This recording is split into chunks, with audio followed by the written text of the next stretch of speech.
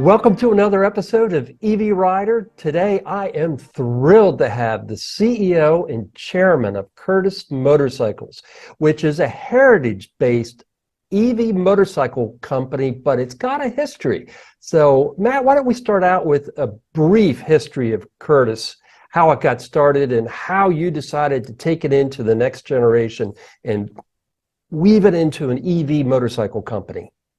Well, everyone on our team, I would call our team, and our team has morphed a bit over a 32-year period, but a lot of the original members, the inspirational people, are still with us, and we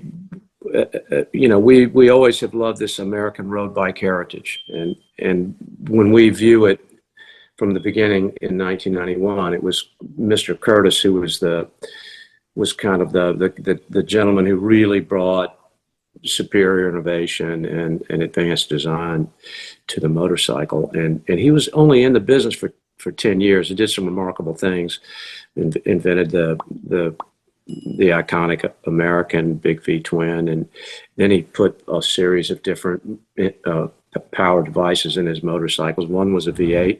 He's the only person to have ever been the world's fastest man on the world's fastest machine.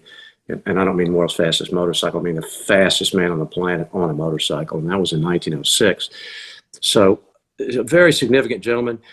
And we got into this thinking, man, what would life have been like if Curtis had not gone on to invent naval aviation that really is the thing that likely kept us all free.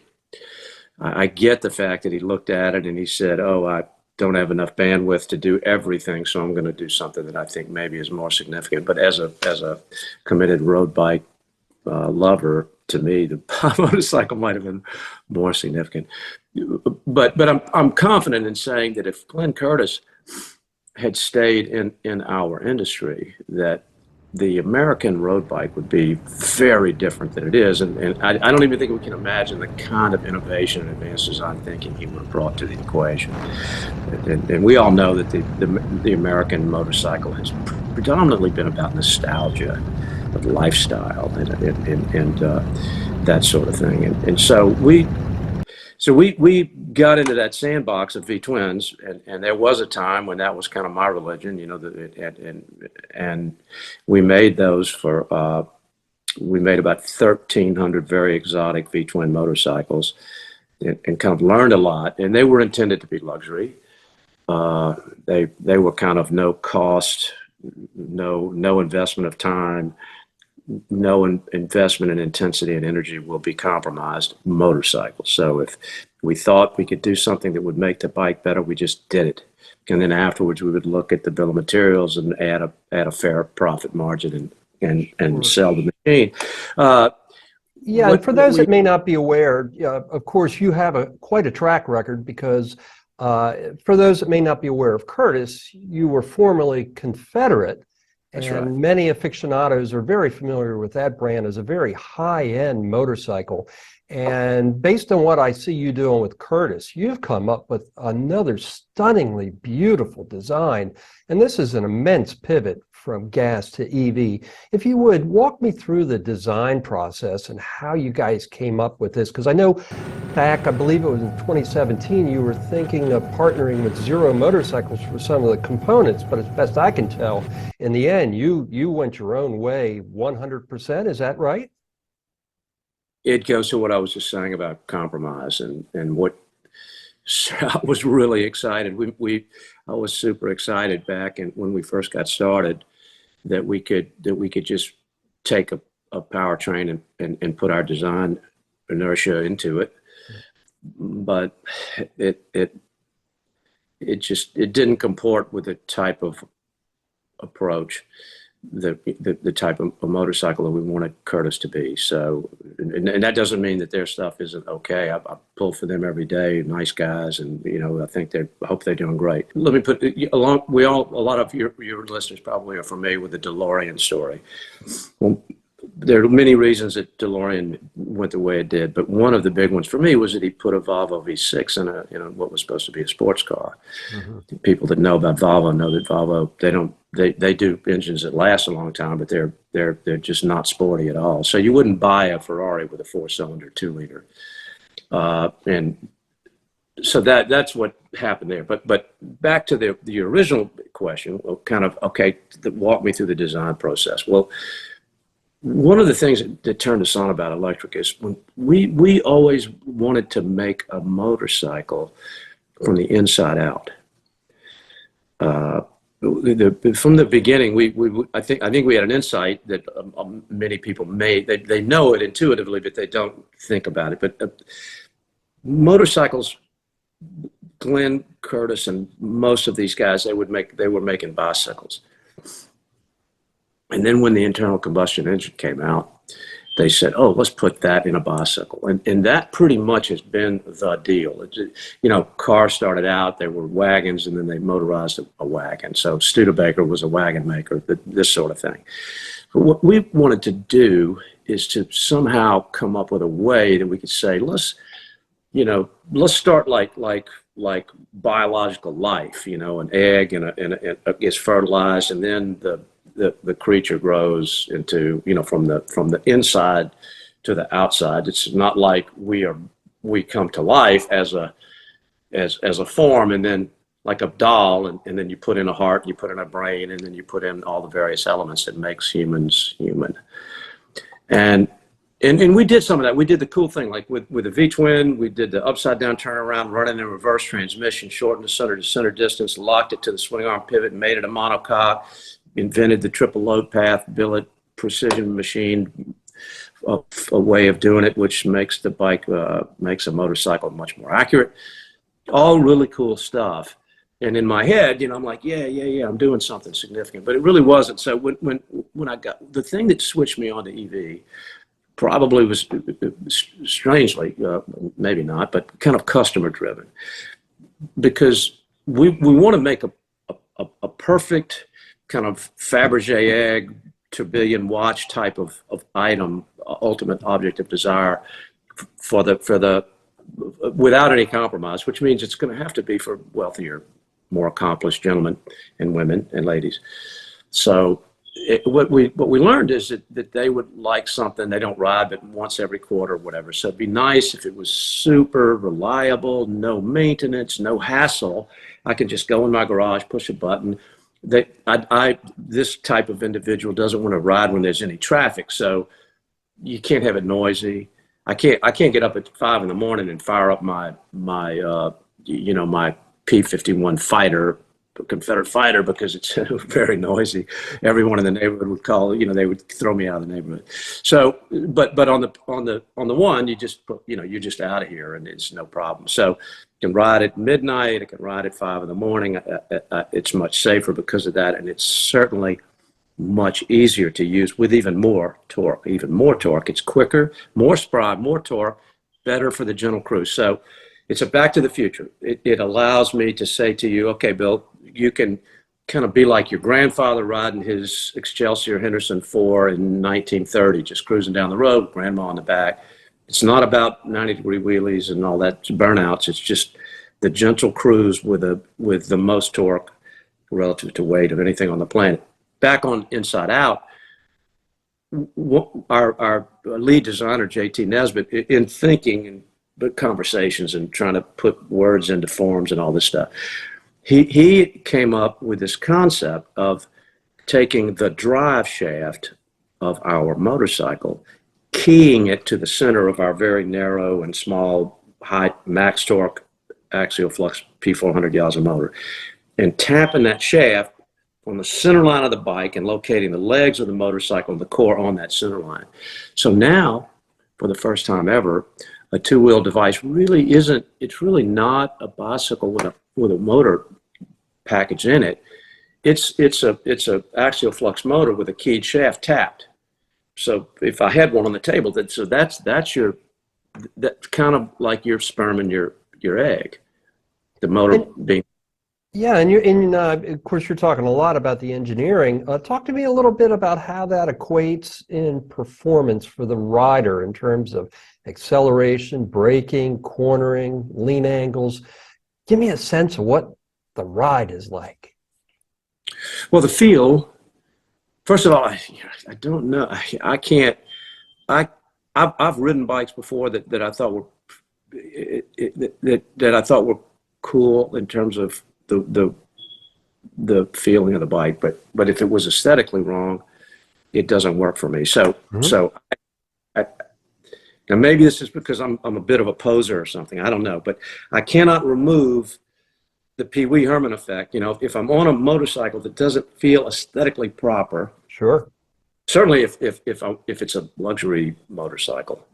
So the feeling, I mean, there is a feeling even in your car, your shoe, your shirt, your motor, certainly, but more so than any other thing. You know, the motorcycle makes the man. You know, we used to say that all the time when I was a little boy. So I mean, I can't really separate the feeling from the aesthetic. Okay, so they're made it together, and the axis-centered power with the precision billet machine chassis and the intensely potent power of miniaturization of the powertrain allows us to idealize proportion exactly the way we want it and center everything so that we really have framed symmetry. Now, Well, one of the things that, you know, in terms of your engineering design, I think you guys really knocked it out of the park from a style standpoint, is your battery casing. I mean, it's just a beautiful battery case. And one of the things that caught my attention, I noticed you're offering a free battery upgrade one time for the first 7 years, which I found fascinating. So I was wondering if you could talk to me a little bit about the thought process behind that. yes, I will. Let me say this though: what the Symmetry does on the symmetrical idea, the big thing about riding the one versus other motorcycles, the biggest thing of all is it is perfectly balanced because of this axis-centered power, this inside-out design. So it's like a small thing. One of the things about Jacqueline Kennedy is that her shoes, one shoe had a little more heel on it than the other was because one of her legs was slightly shorter. So on a motorcycle, people don't realize it, the work to balance the motorcycle. And with an ICE, there's so many bits and bobs and things spinning in different spaces relative to side, relative to symmetry, that you're just kind of left in this best efforts basis. On the one, it actually is idealized, the balance. So if I shorten one of your legs just a hair, it would make your whole life, you'd be a little bit off. When you walk, people, he looks like maybe his knee is hurting or something. And eventually maybe a hip or knee would hurt because you wouldn't be balanced. The one is ideally balanced. And that is likely, aside from, just the smoothness of the long travel suspension and all those elements, which we can get into in just a minute. But on the battery pack, the battery is a radiator, and it is the backbone. It's finned on the inside and out. It is fully filled with coolant. And every battery, and I'm not talking, it's not like a liquid cooled where it cools the metal around where the battery is inserted. Each battery is bathing in coolant along with the BMS, along with all of the electronics. So in terms of thermal management, it's exactly where we peg it. Now, one of the advantages of EVs traditionally is outside of brake fluid, depending on how they're engineered, there's no maintenance in terms of fluids. Is the coolant used? I know it's sealed, so is that coolant thought to be for the life of the battery pack, or would there be a change? It's for the life of the pack.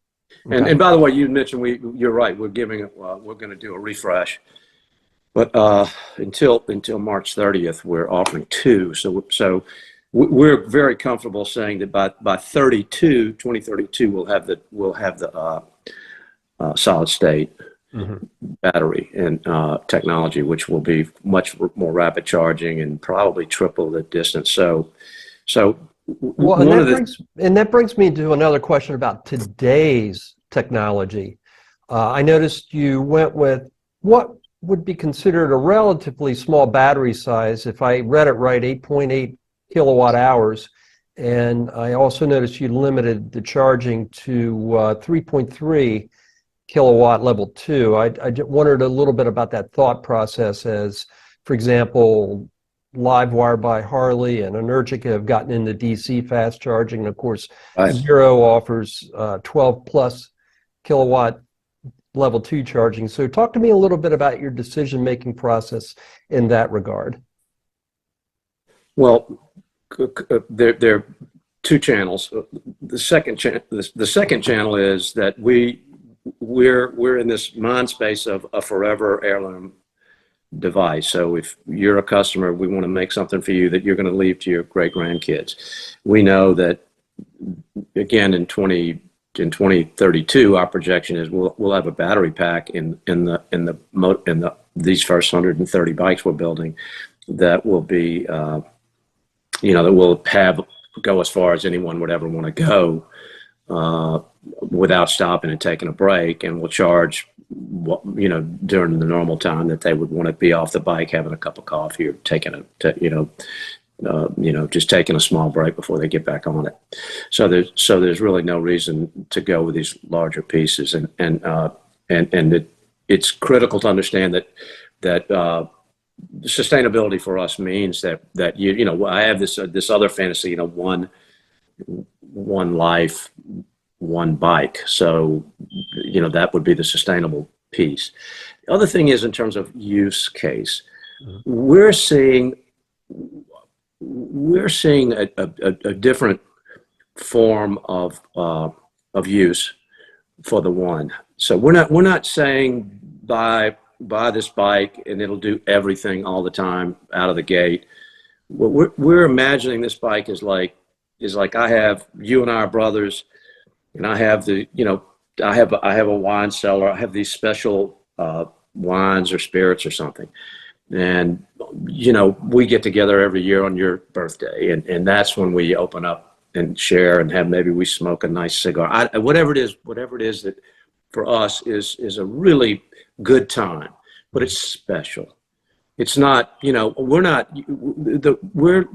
I'm really fantasizing about, man, is my client gets this bike and he has a place in Telluride or some place in Carmel or some cool place, some cool road. I think that, the St. Augustine is kind of lovely. So, you're where you are, and I can ride down to St. Augustine on my Curtis One with my wife on the back, and we'll go have brunch once a month or something. And it's 7 in the morning and we're going down the coast and it's beautiful when the weather's perfect.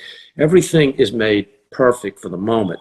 We're not imagining that the type of client we're going for is going to put, 100,000 miles on it. But he's going to have some of the great moments of his life in the saddle of this Curtis One motorcycle. So I'm talking about a relatively brief use case where everything is idealized. Me and Pam, my girl, go to brunch on Sunday morning, sometimes on the bike, that sort of thing. She loves it. It's a huge amount of fun. We do live proximate to some great roads, the roads of your life, if you will. So it's a really special use case situation, at least for now. Now, in 20 years, we'll refresh that same motorcycle, and then it will go however far. Oh, sure. The technology. technology The bike already weighs like 440 pounds or something. So, which I wanted it to be under 300. One of the things that I do really enjoy about modern motorcycles are what I would call the safety nannies, the Bosch stability control and anti-lock brakes. Anything like that to talk about with the Curtis? It's coming. The 120 collection we made pure, so it's an analog.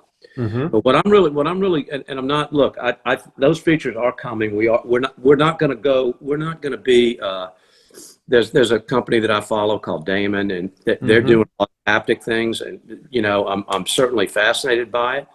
I have to say this: in my car, sometimes things happen. Everything goes crazy. But like and I always like slam on my brakes, jerk the wheel. I do something that on my motorcycle could actually get me hurt. So I'm an old guy and I've been riding for a long time. So I maybe I'm not, I could be wrong about this, but my gut tells me that my motorcycle is a place I go to get away from all of this kind of technology. Yeah, yeah. No, that's one thing I found fascinating. I noticed you've kept the actual instrumentation and features very analog, as opposed to everything. In particular, JT. You know, he's been with me we've been together for a long time, and he's an avid motorcycle rider. The one thing I can tell all of your listeners and viewers that the electric powertrain is way better for a motorcycle than ICE. I'm not sure about cars. It's different in a car because cars are super smooth and very comfortable compared to motorcycles to begin with because of all the obvious reasons. But on the motorcycle, the way that the Curtis is set up, it's really serving me. And with the typical IC, but the kind of raw bone stuff that people like, it's really you serving it. It's kind of like if you view it as a beast you were riding, it would be a horse that requires a lot of attention and that you really need to monitor, as opposed to maybe a different type of horse, which was just really was intuitive and was easy for you to ride. Sure. And then of course, if you add in the fact that easy to ride horse could under the proper circumstances be even more potent and virile and exciting to ride than the other one. Now you've got, I think, a use case argument that just is hard to beat. So yeah, EV definitely superior. Analog is critical to me because I feared, one of the reasons we went into this space is we were afraid that we looked at the space and we saw that the people that were entering the space were predominantly technical geniuses, like people that were really, really profoundly good on electronics, mm-hmm. which would be something we would have to learn about and we would have to hire in and buy in. We're motorcycle specialists. We're American road bike specialists. That's what we love and that's what we serve. That's our God, is the American road bike.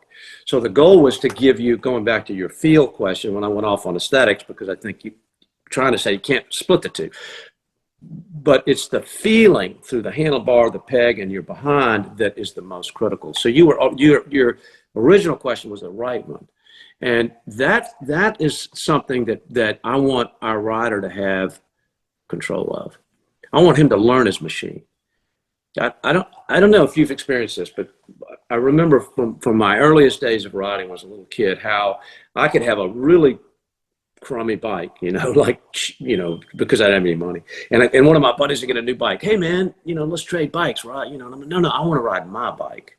Hmm.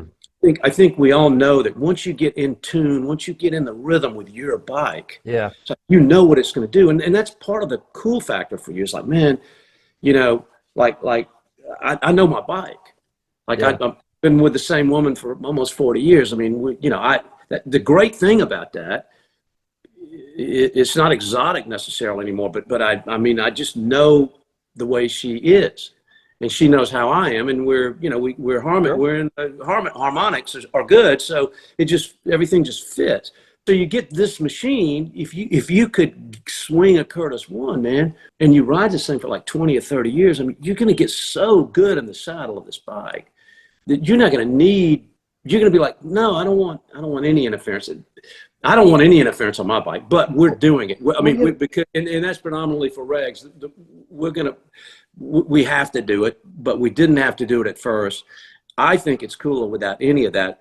And look, Bill, we set this thing up.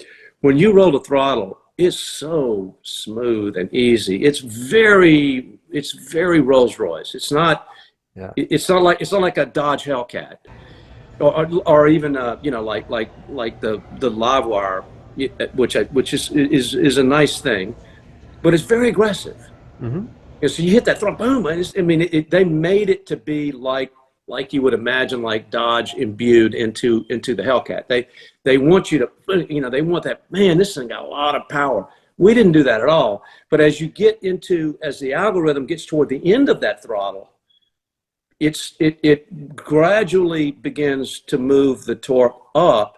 And there's a point at which it will put more torque down on the pavement as a matter of weight than any machine that we're aware of. But that's only after you're going like 50. So you have like a window, 50 to 80, where you could put your girl in the back. Y'all are going down the interstate. You know, she thinks it's just, man, this is just the chillest thing. This thing is so relaxing. Right. And then you're like, no, hold on now. And then she, oh my God, you know, so it's a Batman.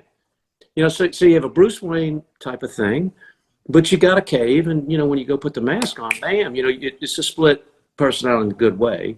But when when you feel all that energy come out of that P400 motor to the rear tire from like 50 or 60, it's made to come on. It's not going to lift the front end. It's going to be almost enough. Right.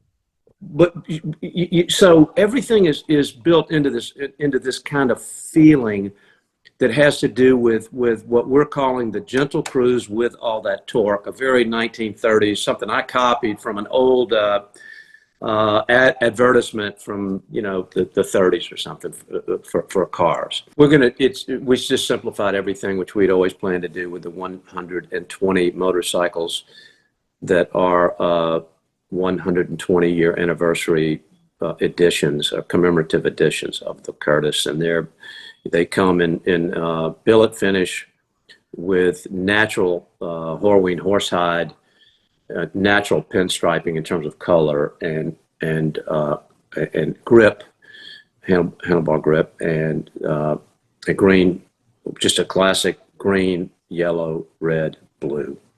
And then we have a work of art program, which is, you know, anything you want. So if a client, there's nothing we won't do to the motorcycle. It doesn't matter, whatever you want. We'll just do it if you want to go that way. But these other bikes, I'm getting a yellow, aluminum with yellow, which is, my first new bike was a Trophy Trail. I wish I still had it. It was a yellow and aluminum tank, Trophy Trail Triumph 1971. So I'm going to go back to that color, keep this one, you know, for whatever time I've got left. But I think these commemorative machines are probably the way to go. And it's just super simple. You just choose your color and put your prepay down. For viewers, is there any way you can give me a basic price spread just to give folks a sense?